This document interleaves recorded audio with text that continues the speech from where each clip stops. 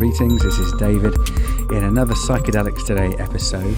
We're in for a treat today. We've got two amazing guests, Hanifa Nayo Washington and Josh White from the Fireside Project. Lovely having you both here. Can't wait to get stuck in. So maybe we'll just talk a little bit about how you were doing in the world right now. So I'm in New Jersey. Maybe Hanifa, do you want to check in? How are you holding up these days? Whereabouts are you in this beautiful world of ours? Yes, thank you so much. I am currently in Portland, Oregon, and I'm coming up on my 1 year anniversary of living here. I moved out here the second weekend in March from New Haven, Connecticut. So it's been a big transitional year for me, and yeah, just enjoying a kind of partly sunny winter day here. We haven't had rain yet today, but it'll probably be coming soon. Awesome. Welcome. Congrats on your first year. Thank you. Josh, whereabouts are you, mate? I'm in Paris, France, coming up on my 2-week anniversary here. And I'm fully remote. I work remotely, and I basically work all the time. So I find that it's nice to change up the scenery behind my laptop screen. And so Paris was a nice option for me. How long might you be there for? I think about a month. Lovely. Very jealous. Okay, enjoy. So great having you both here. We're here to talk about Fireside. It's an amazing project that's been around for a couple of years now, and we really want to get to know how that has been so far, what the vision is moving forwards. Before we jump into that, I want to get to know the two of you. So I'd love either of you to start off letting folks know who you are, right, and what in your life kind of stood out looking back now from a narrative perspective that led you to be where you're at today, working with psychedelics, with Fireside, in such a big project. Yeah.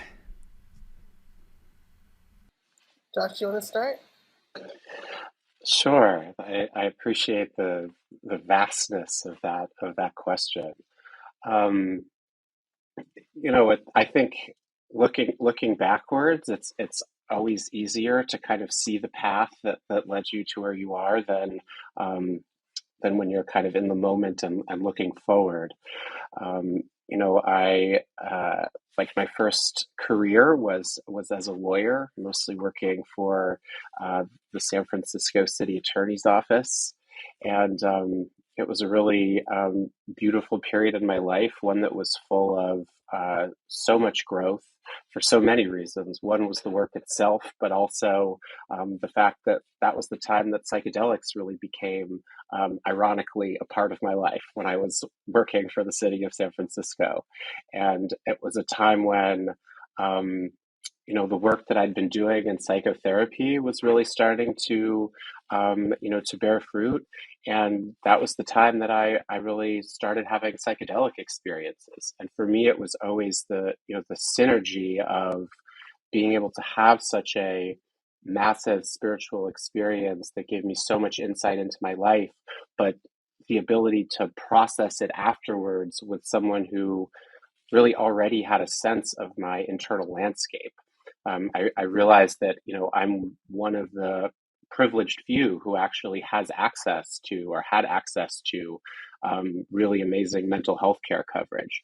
And so, yeah, for me, it's not just the psychedelics, but it's that kind of intertwining with community and that intertwining with multiple forms of support that made psychedelics so powerful for me.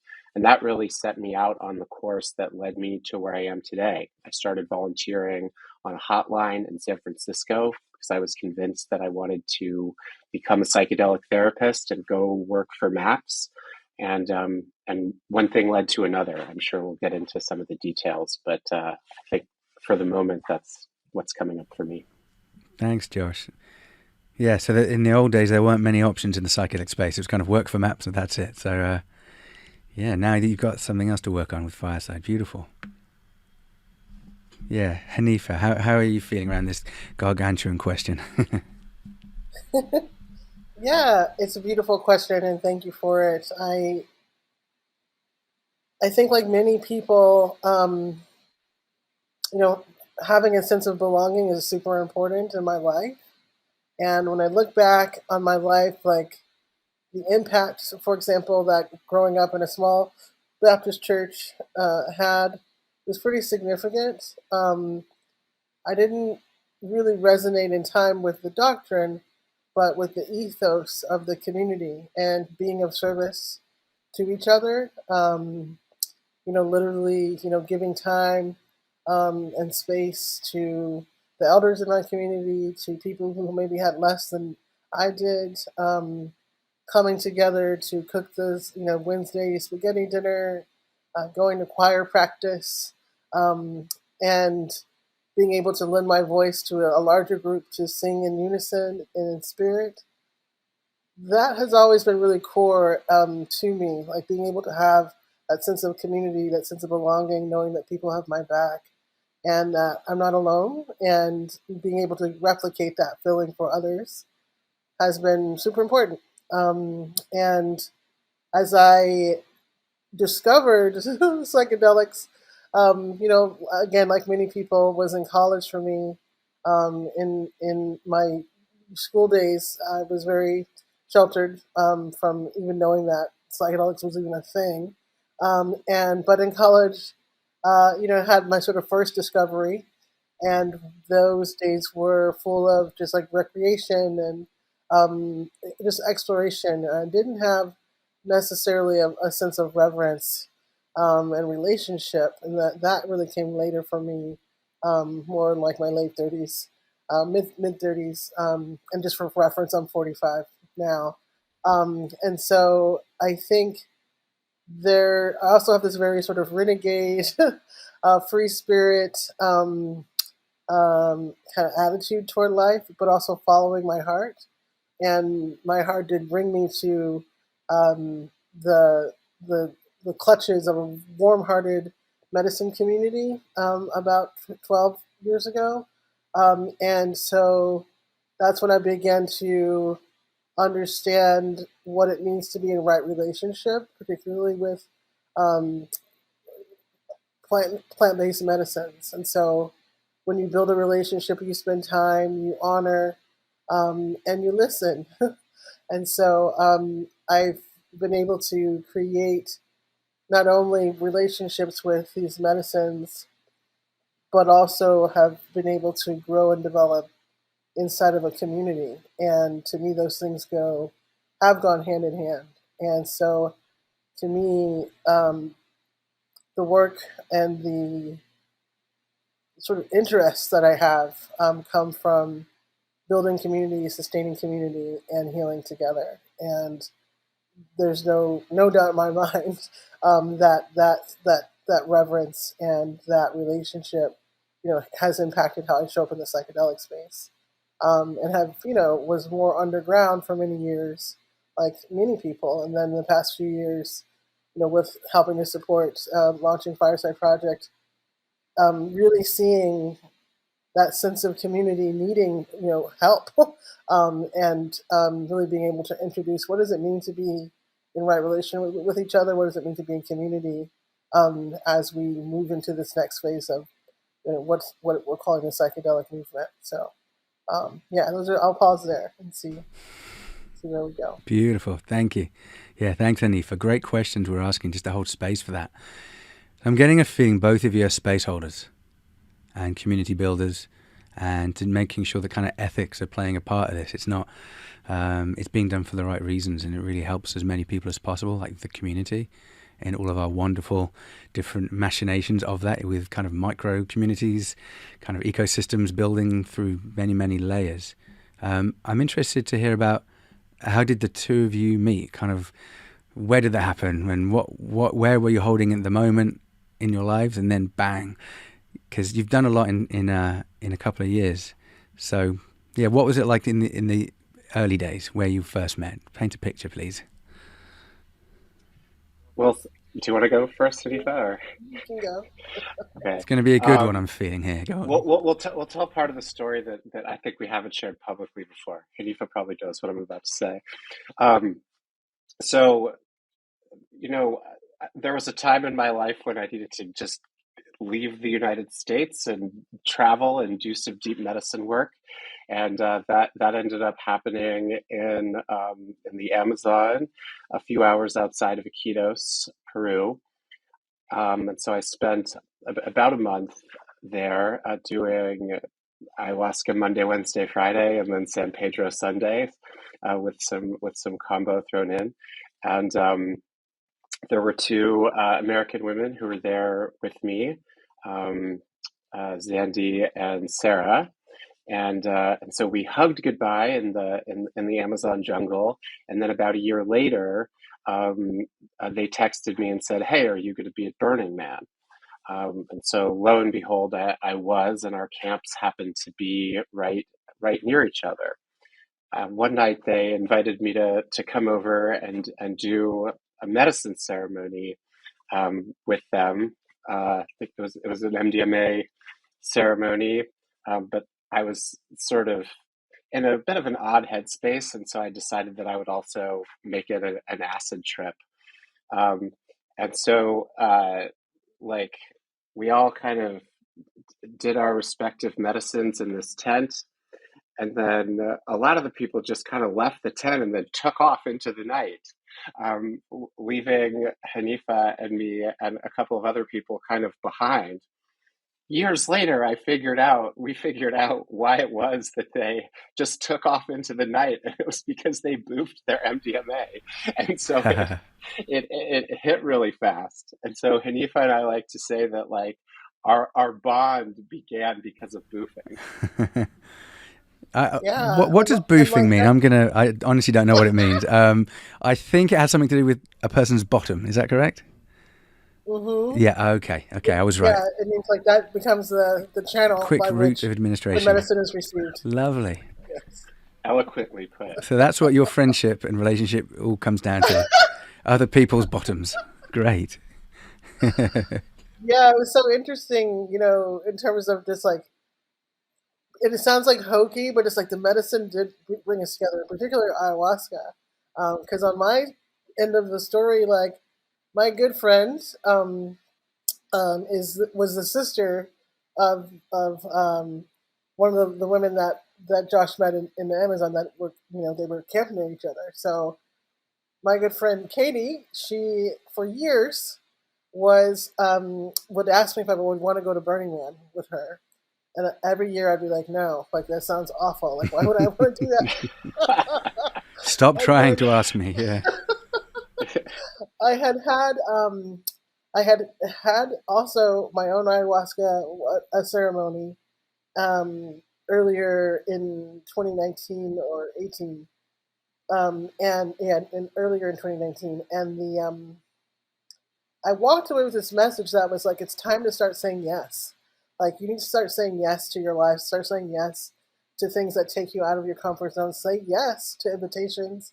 And then one of my very close friends and I'd say master teachers, not knowing that I had this sort of download, she said, "You need to read the book, The Year of Yes by Shonda Rhimes." And so she gave it to me. And again, it was all about saying yes and like what happens when you begin to open up. And so that year was like the winter tickets were going on sale, I believe, like in February or something. And Katie asked me, "Hey, do you want to go to Burning Man this year?" And I was like, "No." But it took me like a few months to realize, like, okay, maybe I should say yes to this because it feels like maybe the thing to do. And so one random dinner, like in June or something, or in the summer, it was in the summer, May or June, I was like, I think I want to go. Like, let's do it. So we scrambled, we got our tickets and all of that, and so for Josh and I to end up in the same tent, basically because of ayahuasca, there's a real specialness to it, and we were able to like have a really deep experience that night, and then sustained communication over time. So um, the idea of Fireside Project came to Josh during the pandemic. Um, and we were able to reconnect in the summer of 2020. It was the summer of 2020, yeah. And we just, he thought of the concept and whatever, had called me to like catch up, and was sharing this concept and wanting some input. And my one of my superpowers is about holding space and being a soundboard thought partner. And it was just, the idea was amazing. And the last time I talked to him or seen him was like on the playa, so it was really an interesting kind of catch up that ended up being me coming on to support the launching of the project. And there's just been so much we've done since that summer of 2020. Yeah, and it speaks to, I think, many things, but one of them is just like the depth of experience that you can have on psychedelics. Like, I mean, however many hours it was that we talked that night, Hanifa, like who who knows? Felt like 1,000 years, but just the depth of the connection and the like, emotional intimacy that you can get from one trip with someone, I think is staggering and really like seeded, the relationship that has just been so like wildly explosive and creative and impactful in the world. But I think there's no I mean, ayahuasca brought us together, but I think it was the experience that we had together that night on psychedelics that created this kind of bond and this like propulsive effect that that allowed Fireside to be born. And we have, yeah, anyway, so I was beautiful. watching you that night from across the tent. We were sitting across like literally directly across from each other, and I was like, "What is going on with him?" I was like, "His energy is a little different." And then when I learned that he was on acid, I was like, "Oh, okay, that makes sense because I'm having a very different experience than you." But yeah, it was awesome. Beautiful story sharing. Thank you for being real and honest. And I think that says a lot about Fireside. It's that honesty, like a real life. Like, what do we do? How do we feel? Where do we meet each other? Can I just reveal what's actually going on right now? Kind of the good, the bad, the ugly, and the, I don't know what to call it or where to go with it.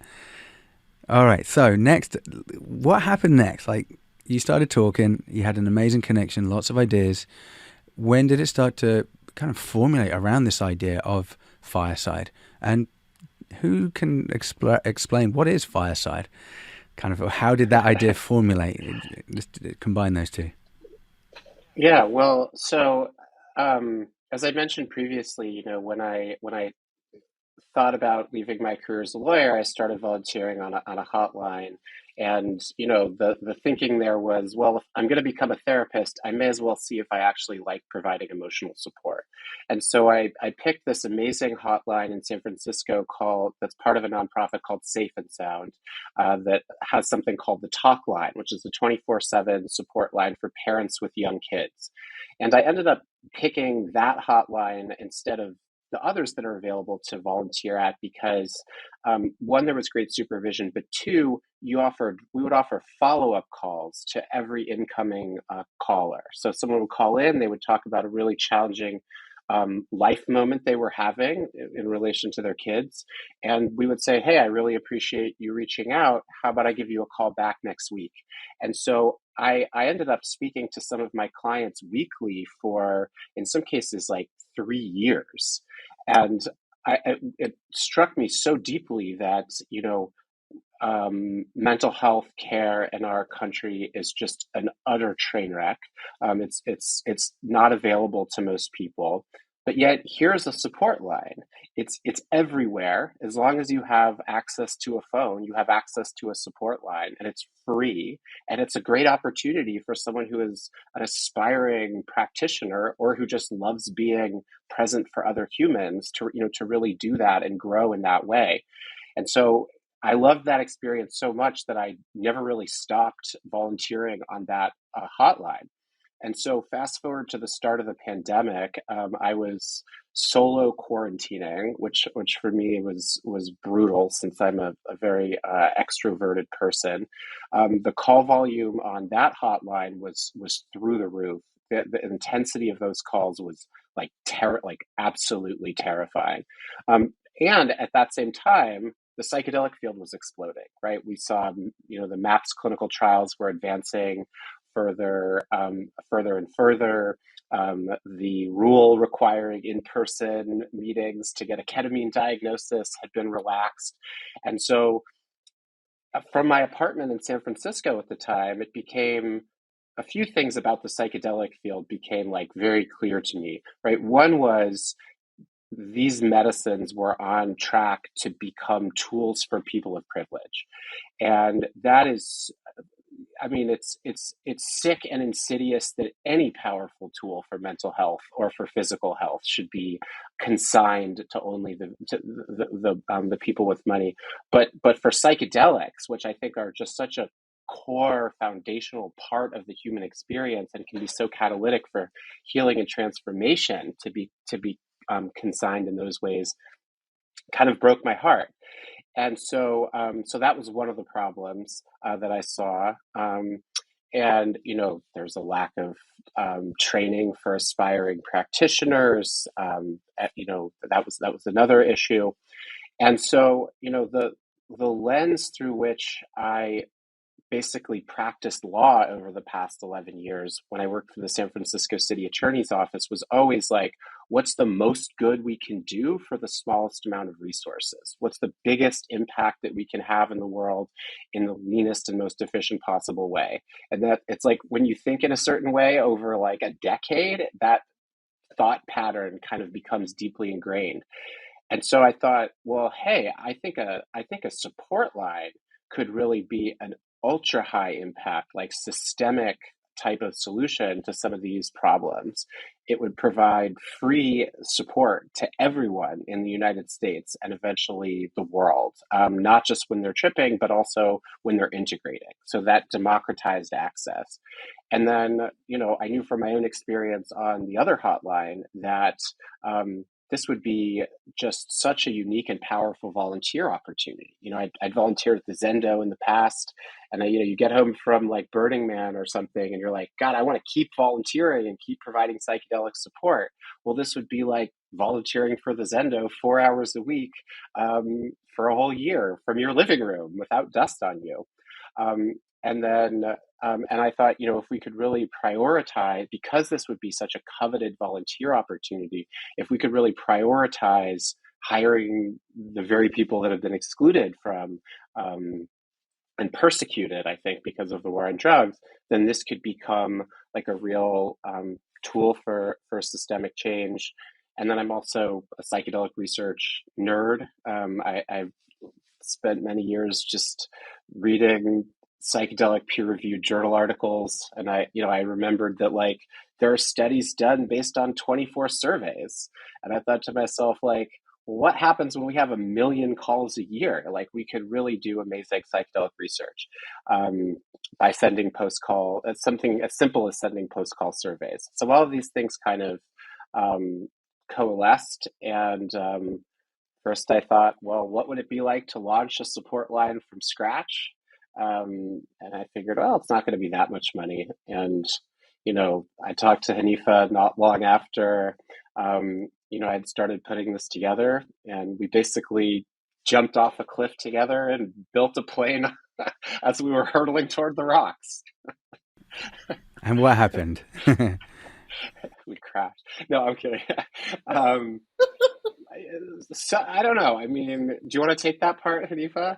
Well, Sure. let me talk about. Let me just mention some of the dates because it's totally crazy because this part of it. So, I think we had initially talked about. So a lot of this was coming together, as Hanifa said, in the summer of 2020, and so we initially thought, well, let's have our website go live around early in 2021, and then we could just kind of go slow, which is not my strong suit.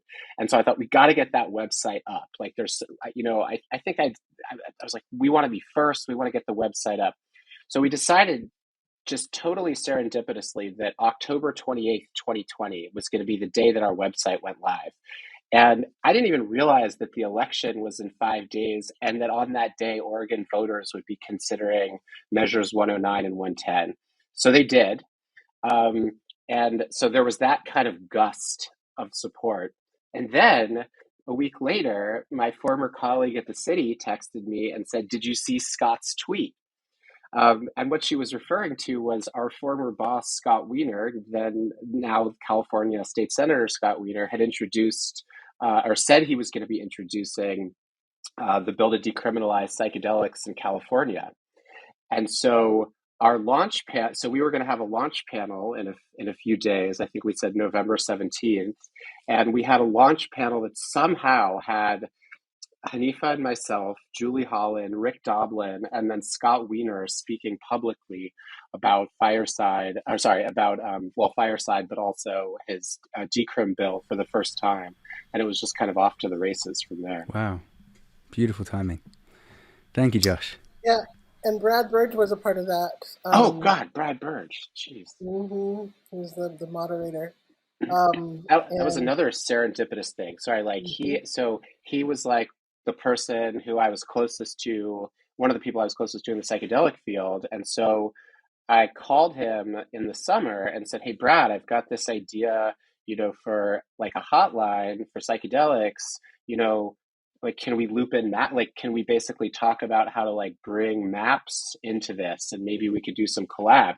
And he's like, "Well, I'm actually, I just decided that I'm going to start my own psychedelic communications PR firm."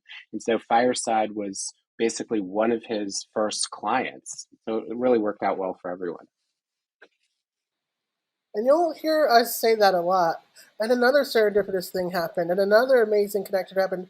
And so what happened when we jumped off that cliff together is that this, like, the spirit was behind us, and then like in our wings. And so we were flying toward the ground, but then we really just went. This was a swoosh, and we were just like, it was nothing but sky's the limit. And I think that we also were able to, help, like, build a team of amazing folks. And that first round of volunteers that we trained and brought on, I just think were so pivotal to the vision. Because before it's just like, we're just talking concepts, right? And we're getting the technology set up, which was a whole thing. And then, but it's like, okay, here are these first 25 people who are dedicating a year of their life to a brand new thing, and are committed to working every week. And here is this, founding team of folks coming together to give their prowess, not knowing if it's going to work, also giving their time that first year or so, and it just all clicked. And that all of our volunteers are amazing. I think now we've trained about 250 volunteers, but that first group really taught us a lot, and gave a lot to the ethos and the foundation of what Fireside is now, and helped us grow. That the first couple of months that the line was open, there it took a while for everybody to get their first call. It took a while for us to get above 100 calls. I just remember having our 100th call was like a big deal, and then the thousands call, and then the 5,000. So it's we really have had the opportunity to benefit greatly from some amazing folks who make it happen, and that is our volunteers. So they do sort of initial like 50-hour training. It's a over 4 days, 2 weekends in a row as it is now. And then we really see their experience on the line as just a full year of training. So the volunteers come on, and their shift again is 4 hours. They have a paid supervisor that is with them to help continue their education and training, but also just to support them through if there's difficulty or if they need to practice certain skills or whatnot. So one of the most important things, again, I think, as you caught on earlier, is like, building community is like has been an essential part of the experience so far, and has made laying the laying the track as we're going a bit easier because we have more hands, right, to help do that. And I think the other thing I'd say just about the serendipity, like it's just truly like like everything about, from my perspective, everything about helping to launch Fireside and then the launching has just been backed by like a true serendipity and a true spirit, and I feel it every day. Wow. Sounds amazing. Yeah, I'm really feeling that. Just how the stars aligned and you kind of jumped and whoosh, everything, people kind of came to you, and it was definitely the right time. With Oregon happening, with what we're seeing, just people using more and more psychedelics, and not always in a legal way. And the volunteers sound awesome. Like they've really touched your hearts, and they're getting great training because it's hard to get practice. It's hard to work, in the field, getting your hands dirty, and actually doing real live integration work or kind of coaching work or holding space for somebody. So it's so cool they get that for 12 months. What kinds of people are you seeing? I know that obviously everyone is different, but what kinds of professional backgrounds are people coming from, and what are some of their kind of reasons and kind of intentions for volunteering? Our volunteers come from all types of different backgrounds. We're starting to see now more and more folks who are interested in having a career in the psychedelic field. So that they either started a training or they're started grad school with the idea and the hope of getting into the psychedelic fields. I'd say at least, I don't know, a third or maybe up to, yeah, but at least a third of our folks are folks who are like on the psychedelic track. Many of our volunteers are folks who just want to get back to the community, who are one of those people who said, "Oh my gosh, I wish this existed when da da da da," and hey, here's my opportunity to give back. We have folks who, are at all, nurses as well, folks who are researchers. Folks who are sort of curious, like is the psychedelic field or the caring field one that I want to be a part of, um, and they're from all over the country. In our first year, we did accept applications internationally, and so we did have about, I don't know if maybe it was 10 or 12 folks from around the world, but that grew to be a little bit difficult with some of the technology and consistency. So now we just accept folks from the U.S. But I'd also say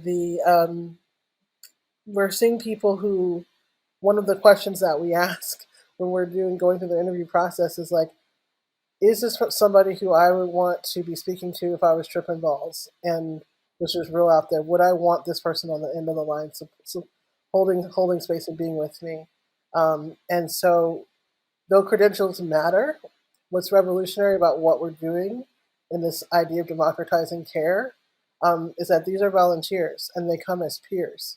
They come to the experience as having had their own experiences and desiring to hold space for others as they navigate their experiences and navigate their processing afterwards. So it doesn't require letters after the name. We actually invite people to they're not doing therapy, right? They're not diagnosing. They're really with the person, the caller or the texter, as somebody who gets it, and so that really helps to create a power dynamic that creates an that's equal. And so it's not power over, like you're the savior and I'm calling you to save me, but it's actually a peer who's had similar experiences who knows what the feeling might be that you're in and can be there with you.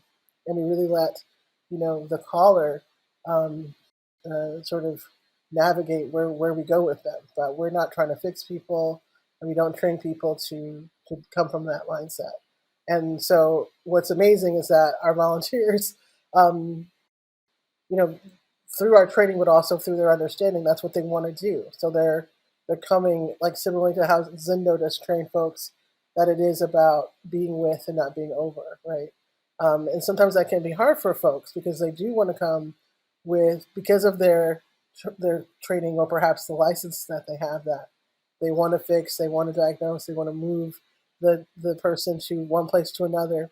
And something we really look for is, can the volunteer recognize their own emotional inner weather, and how do they sit with their own stuff? Do they have a propensity to want to fix things or shut down things that feel uncomfortable, or can they allow things to be in a space of ambiguity, or to be in a space where things aren't totally in the happiest of states? Because when you can allow and be comfortable with that, then you have the ability to allow the caller or the texter to be where they're at and to guide you as the space holder, and not vice versa. And that creates such a sense of belonging um, and care that is central to how the line operates.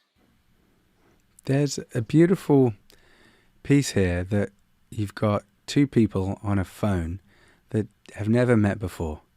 They don't know what they're going to talk about, what they're going to be called to do as the volunteer, what is going to happen. And just working with psychedelics, like, there's so much uncertainty about what's going to happen. There's no way of predicting it or controlling it. But especially if you're a volunteer on the fireside line, you just don't know who is going to call, where are they going to be, what are they doing, and what do they need. And so that's a really vulnerable place to be. So it's amazing they're stepping into that space. It's a huge skill, and it's an honor that both the caller and the volunteer are meeting in that place of, I need help. I don't know who I'm going to talk to, but I really need help. So that's what I'm going to listen to. Ring, ring, ring, ring. And hey, I really want to give help. I don't know who to or how exactly, but I want to be there for people. Oh, someone's calling. Wow. That's kind of sacred, I feel like. Absolutely. I love that word. We use that word all the time.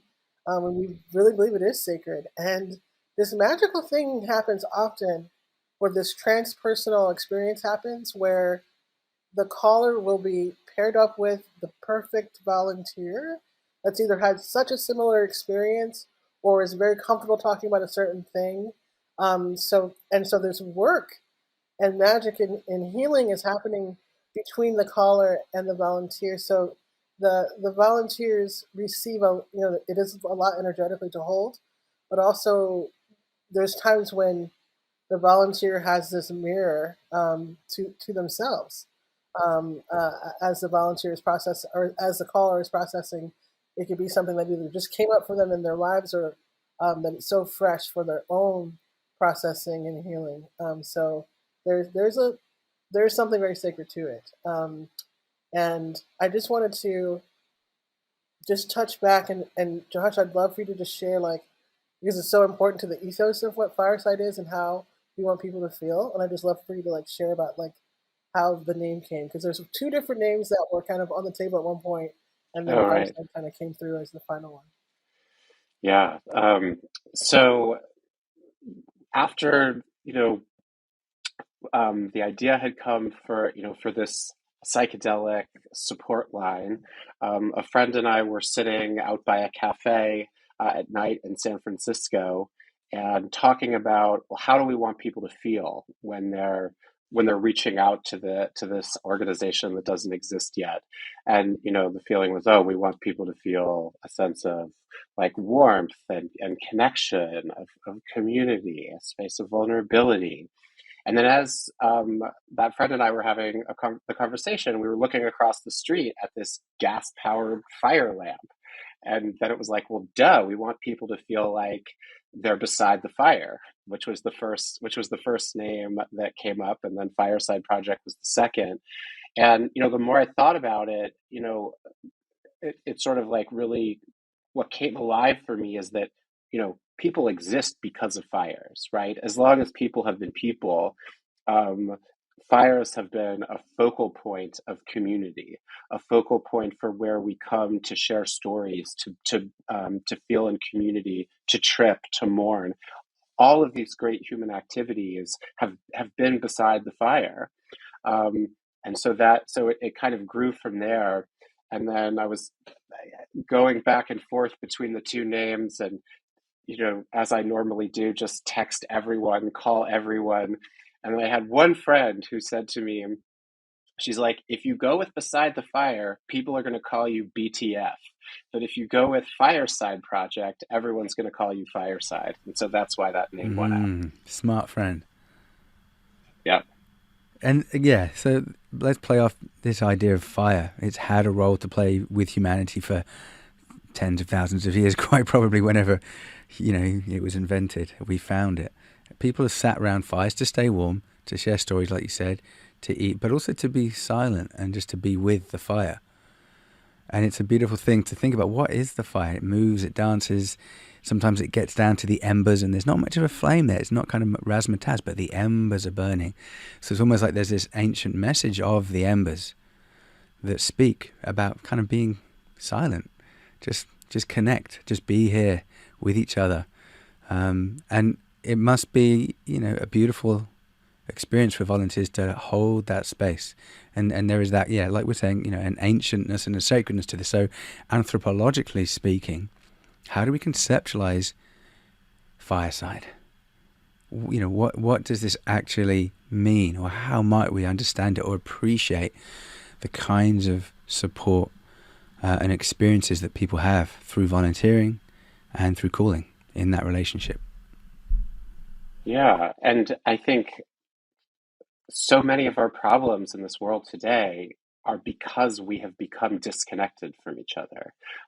Julie Holland, one of our amazing advisory board members, writes about this in her book, The Chemistry of Connection. Right, we're a species that's made literally, biologically, physiologically wired to be in community with each other, and healing happens in community. You come back from a psychedelic journey, you have to go out into your community, and so if your community is not holding you and not creating the space for you to heal and to change, then the healing may not even happen at all. And I love what you said about the power of silence. And that's actually a really powerful part of being on the line, is to allow for silence, and to notice as a volunteer, um, how do you feel about silence? Are you comfortable with the silence? Or do you feel like your own discomfort with silence is causing you to want to say something? And if that's what's motivating you to speak, then maybe it's best to allow that silence. And I think some of the most powerful moments on the line come when we say absolutely nothing at all. When we just allow that the silence to become almost like palpable, and to really feel, to feel that ember. And yeah, I think silence has led to so many of the most beautiful moments that I've been lucky enough to see on the line. Yeah, I am here for you in whatever way is needed. Beautiful. And I know when a volunteer takes that call, you don't know who it's going to be. And it may be, I'm okay working with anybody. Say, whoever picks it up, yep, look, hey, I just need to start talking. But for some folks, there's a need to speak to particular people that I might just feel like, hey, I really would love to speak to someone that gets this part of me. So for me, I know, when I've had psychotherapists in the past, I had a very Buddhist phase of my life, and I really wanted a Buddhist therapist back then. And then when I did a bit more healing, I returned to being a Jew, and then I needed a Jewish therapist that would kind of just do that piece. So for me, that's where I'm holding. I don't need an English therapist. I don't need someone that supports my soccer team. But yeah, I think someone that gets the Jewish kind of mushal gas of my tradition. So the equity initiative, where did that come from? As you were building it out, when did you realize, we need to do this? Or was it always there? And just explain, what is this equity initiative and how's it working now that it started? Well, the idea was hatched in a car ride on the way to a very strange event in the woods. No. The idea was there from the beginning, Right. as Yes. a concept. Right, sure. Yeah. It wasn't quite what it changed a bit, but the seed was there from the beginning concept paper, and then in a car ride, um, go was it going back or going to? Um, Two. yeah, to see the last Fums Ender, which was like a regional burn, um, um, in 20 whatever year that was, 2020. 2021, right? We were thinking about, okay, how do we bring this part of the mission to life? Because it was always from the very beginning we wanted to have choice be readily available for folks because we knew people have different um, have different hotspots or triggers or things, and that we also are not monoliths, right? We all have multiple identities and intersections. And so when we think about a part of our mission, which is culturally attuned care, but also having an eye toward equity and liberation, um, we wanted to then hone in and provide some of the marginalized communities or groups of people that have been made marginalized the option to call in for post trip support, so for integration support, to have the ability to request and to choose to speak with a volunteer that shares a similar part of their identity. Um, and so we focused it on yeah, so Black, Indigenous, and POC folks or BIPOC folks, military veterans, and the transgender community. And the idea is sort of two pronged. So it's about the long view of understanding our desire to help change the face of the psychedelic space, knowing that it's very homogenous and as well as full of people with privilege. So, how can we create barrier free access to education and advancement opportunities for our volunteers who dedicate their year of service and are available to take those affinity calls or identity based calls? So that's one part of the initiative, and then the other part is to enhance what we were calling culturally attuned care, how to actually like deepen that, because now not only can, let's say there was a transgender person who wanted to speak to someone who's had a psychedelic experience, they can do that, and they can ask to request to speak to someone who is trans. So it's sort of this even deeper layer of what psychedelic peer support can look like. And we're very, early in the game with this particular initiative. About I guess 7 months or 8 months into this first round, and we've had a lot of learning around it. And for us, um, our one of our biggest learnings is around we just want the support line to be populated by all types of people and people who have are coming from these marginalized communities and many other different types of identities who are not centered, so that in time when people call, there's all types of identities and all types of affinity groups that are available for our callers. But right now we are focusing on those groups, and we've had just about 100 calls so far, or yeah, calls into the line who are coming from those identities. And I can tell you that those volunteers, so we brought on, the initial cohort was about 40 folks who we trained, and that also really changed the composition of the population of our volunteers also. So it really took us from about 10% representation to just about 35% representation. So really having a more diverse volunteer uh, committee or team makes it possible as well. And we know that just I've had a chance to talk to a couple of the affinity volunteers, the impact that it has had on them when they are able to hold that space is like life changing. Just like wow, we talk about sacred. So how often is it that like somebody who is coming from the communities that have been downgraded, under resourced, can have this type of support that's free, that's confidential, that centers them. And I think as we go, we hope to, bring on eventually more identities that we're supporting in this way, as well as being able to, on the advancement side, bring on more organizations that can support the advancement of, of marginalized folks coming to get education, to get um, access to resources to advance their careers. So we had amazing support in our first year. So working with some of our collaborators, our CIIS, MAPS, both for internships and their training programs.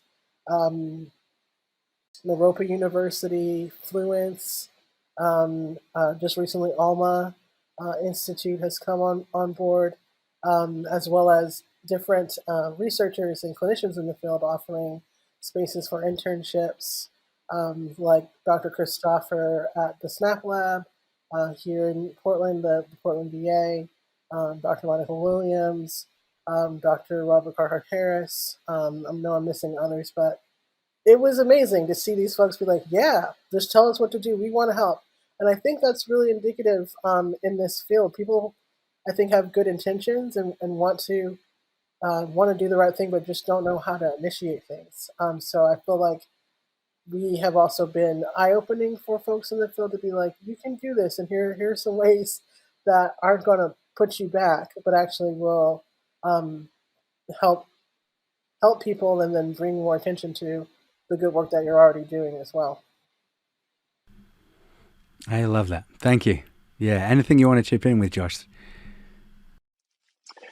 I think just to really lift up how incredibly powerful some of these calls have been. I remember talking with the supervisors about a caller who identified as trans and like just could not believe that you could call a psychedelic helpline to talk about a past trip and that there was a volunteer who identified as transgender who was waiting to make that connection. It's so I feel like multiple people were crying just talking about it, because like the idea alone that if you're tripping or integrating, you can call a number and speak to someone who's waiting to hold space for you. But then to be able to talk about a past trip with someone sharing your identity, especially if you come from a community that's been made marginalized, like it's really amazing. And like Hanifa said, we'll only just try to build out more identities that are available, and because people should just have the option if that's what they want. And that's what representation is about. What do you need in the moment, and is there someone who can meet that need, whatever it may be? I'm sure it's a really powerful feeling of being cared for as well. Like I think you've mentioned kind of disconnection being rife in our society, and part of that is like caring for each other. Like, is anyone caring for me? Like, who do I need someone to care for me right now. I need to care for myself. And you mentioned having 5,000 calls. You hit that mark. Is that the most recent kind of big benchmark that you folks hit, or has it grown since then?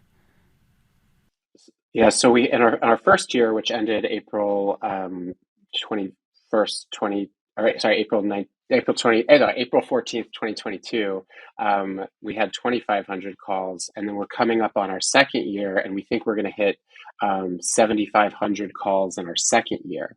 We're kind of on a pace for that, which means that we may hit 10,000 calls total over 2 years. Wow. And so, can I mention, Dave, our initiative that we're going to be Yeah. Oh gosh, doing? of course you can. Go ahead. Yeah. Awesome. Yeah. So, in all the conversations that we have about Fireside, far and away, the most common response when people hear about this is, "Oh my gosh, I could have used a support line like that when." Like, "Oh my God, there was this time in college when I could have used." And so what we invite everyone to do is to post to TikTok, post to social media, and tag Fireside and share. And it can be a video, it can be in writing, sharing about a time that you could have used Fireside, or a time that you actually did use Fireside. Because now we have, coming up on 10,000 people who have used this line and have really had, many of them have had just such powerful and transformative experiences. And part of the reason we want to really like spread the word in this way, like if you've called, share, or if you would have called, share, is to destigmatize, to obliterate the stigma around asking for help. It is heartbreaking, to hear that, when someone say, I would have called, but I just felt embarrassed. I felt like, oh, I don't want to put someone out. I don't want to create a burden. In fact, as you alluded to earlier, Dave, the opposite is true. That there are volunteers who are like literally waiting by the phone, who are donating their time to be in service, to provide this support. And by far the most common feeling when a call ends is the most explosive feeling of gratitude, that someone reached out and that someone had the courage to be vulnerable and to share, and that we could support someone in that, like, potentially the most transformative moment of their lives. And so, truly it is a gift when someone reaches out to us, to be able to support people in these moments. And so the goal is to, blast the interwebs with stories like this. We recently brought on an amazing TikTok ambassador, that Jess Lipkin, who's caused our call volume to go up significantly. Oh, wow. So TikTok is where it's at for psychedelic social media. So I'm told. I'm 45 too. um, but yeah, we really want to spread the word and end the stigma around asking for help. Beautiful. And sometimes being real with people, having conversations like, yeah, I've used psychedelics, and it can be amazing and it can be really scary. Yes. And yeah, I'm working through something right now, and it's so I can definitely relate to times where I could have called Fireside. There was one particular moment about a year or so ago. It was very powerful for me, and in the end I managed to reach out to a friend of mine in Israel who holds space, and my wife as well. But yeah, it took me in a different direction to what I was expecting. It really, a lot more came up than I thought. And so this, I wanted to mention the words harm reduction and risk reduction. To what extent do you feel comfortable with those words as part of the expression of what Fireside does?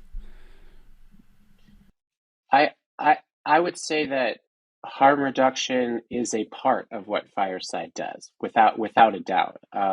We know that many of the people who reach out to us are in the midst of very intense experiences when they may be considering going to emergency services, right? If you've never tried psychedelics before and you don't know what you're getting yourself into, then an ego dissolution experience can cause you to think that you're actually dying, and then that may lead to considering calling emergency services, or things like that.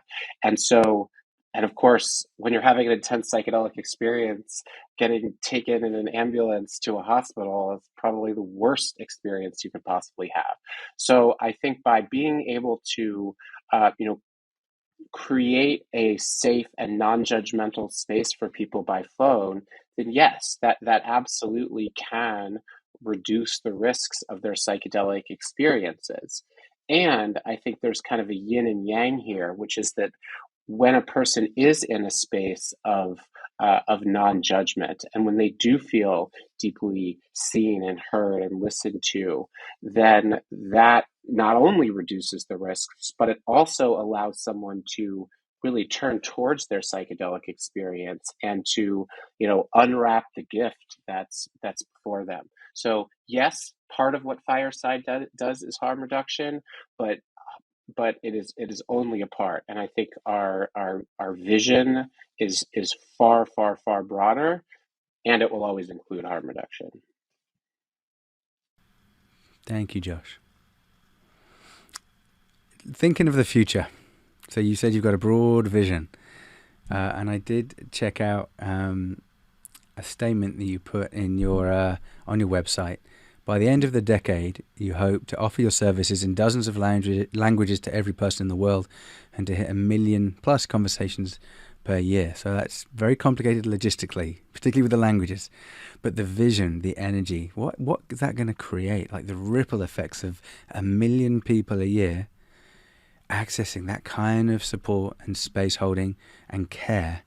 Wow, that's pretty big. And particularly because we're seeing what's happening with Oregon, with Colorado, with MDMA coming online, probably commercialized within a year. Some, and what's happening in Australia as well. So just massive things happening globally.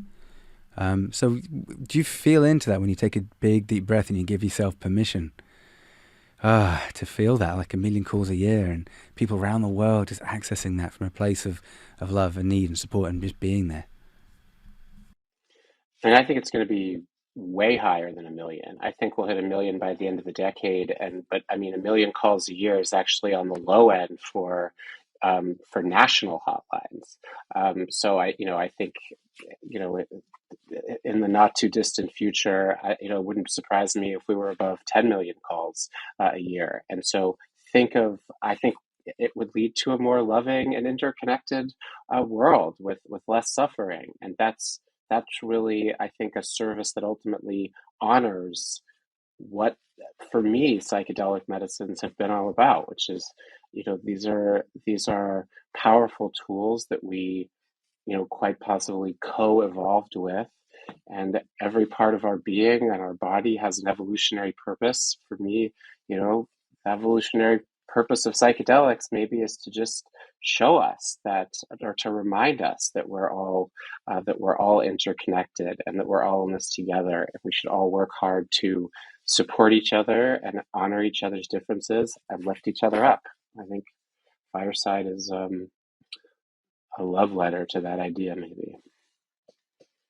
You definitely get every day on social media at least one person asking when is it going to open up in their country. So when is it coming to India? Like when is it coming to the UK? When is it, coming to Bali? Like people really are they want it. So and I think we have like the mission is big. The vision is big. It's 24 hours a day, global. Wow. And it's it takes time, and it takes funding to really do this and do it well. We've learned a lot in these first 2 years around how to really, make dollars stretch and to also hone in on our training and really understanding how important our training process is in all of this. And big questions come up when we do dream and think about, okay, what would it be like to be in the UK, or what would it be like when you want to open up in Canada or elsewhere? And when we think about culturally attuned care again, is it who will the volunteers be for each country? Will there be an international hub? Will we franchise? So it's in the future. We're thinking about it, and to me it just gives me this warm smile that I'll know we're going to get there in time.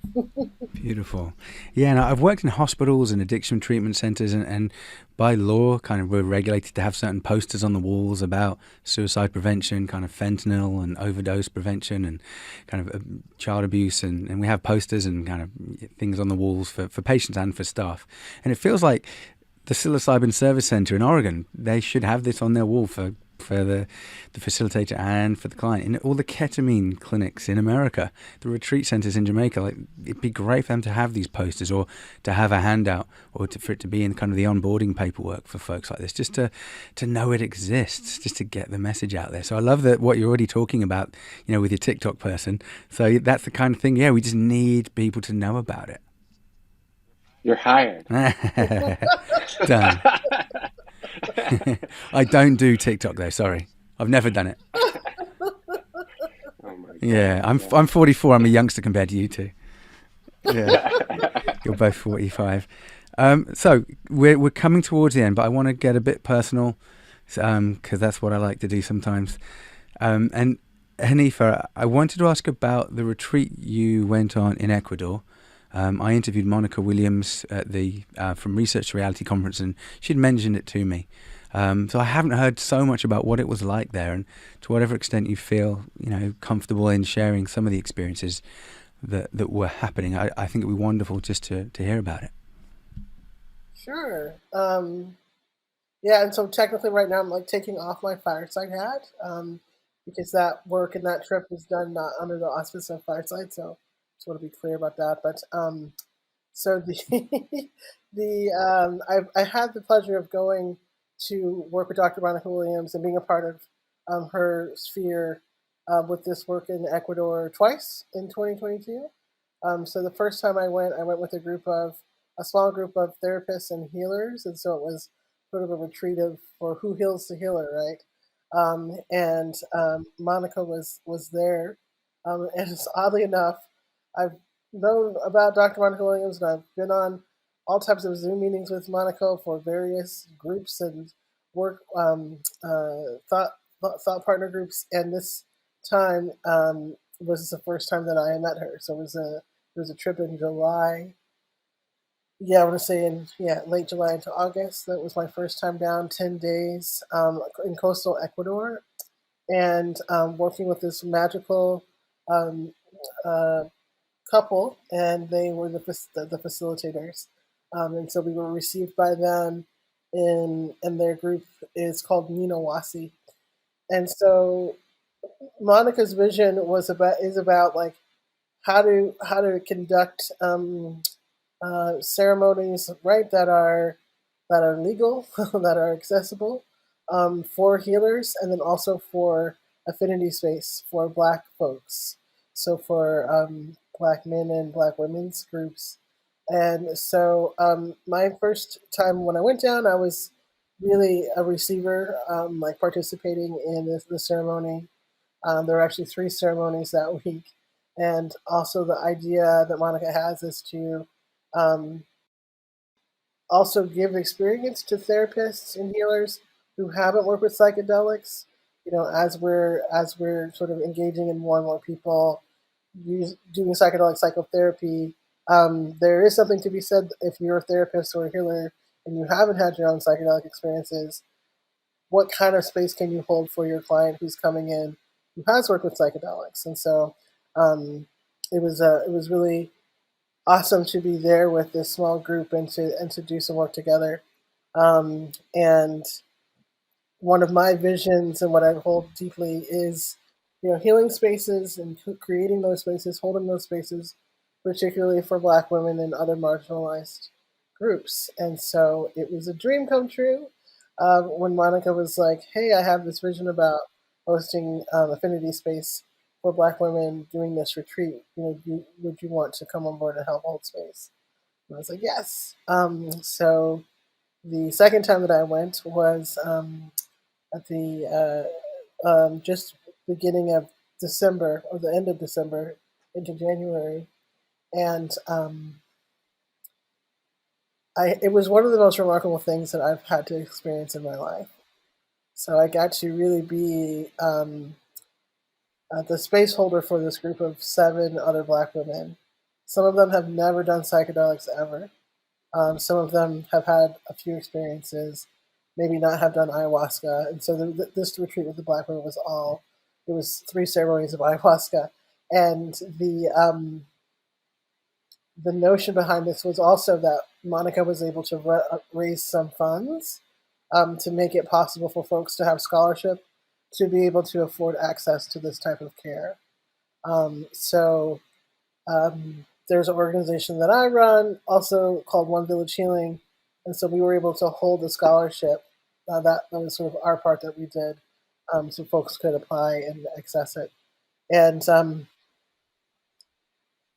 I just don't know how to explain to you through a podcast, like the magic of these women coming together, women who've never met each other, um, who weren't familiar with each other, and one by one, as we were picked up from the airport, or as we came out of whatever hotel they were picking us up at, you know that they're with this group because they're Black women and there weren't other Black people around. but this magic of just like, hey, and like calling people in. And so the whole van ride up to the center, which was about 3 hours away from where we flew in, um, just smiling and singing and the laughter, and the appreciation, and watching the group unfold over the course of those 10 days um, was super magical. And I've done a lot of facilitating, a lot of different types of facilitating. And so there's group dynamics that happen in almost every group. There's a cycle that happens. There's characters and archetypes that happen. It's just a thing. And so to watch them kind of go through that process was fascinating and amazing. But I tell you, this group of women just dropped into each other, and they were able to hold space for each other in a way that we have never been able to do before. So not only are you in a foreign country and you're with people who you don't know, but you're now like entering this relationship with this medicine, which is really strong and powerful. And the ease of which we were able to release, um, to see ourselves in each other, to truly empty ourselves was quite powerful. And it definitely lit a candle under my butt to return to that being a focus of what I'm doing in this world and in this space, creating clear paths for brown and black folks, and particularly women, to have access to these types of retreats, because it not only takes time, but it takes planning. People think about equity and they say, "Here's some money." That's not it.